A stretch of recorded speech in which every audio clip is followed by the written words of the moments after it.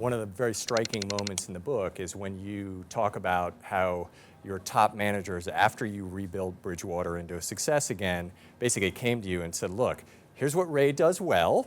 He's a genius money manager and thinker and so forth, but here's what Ray doesn't do well. And I have to read this because for anybody leading other people, just a very startling quote. It says, quote, Ray sometimes says or does things to employees that make them feel incompetent, unnecessary, humiliated, overwhelmed, belittled, oppressed, or otherwise bad. And you say very candidly, your first reaction was, ugh. Like, I don't want to do that. These are people I work with. I don't want to have those consequences. And on the other hand, it's this radical straightforwardness. And I want them to speak to me in a straightforward way. So we were at a moment, that's a painful moment, and then it's a moment of reflection. Should I not be as straightforward? Should they not be? What could I do differently? So what we decided to do was deal with it together.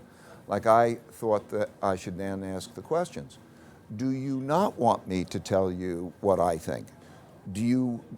I would appreciate you doing the same with me in that straightforward. So how should we be with each other?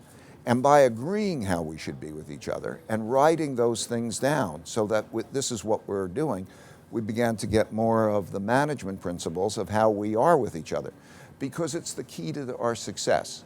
But it can be painful. It can be not understood well.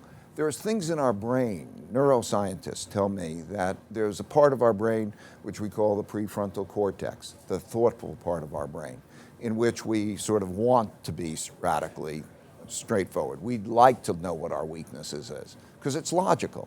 And then there's an emotional part of the brain. We understand the amygdala, that is the fight or flight, and it takes disagreement and it converts that into a battle, and it's not easy.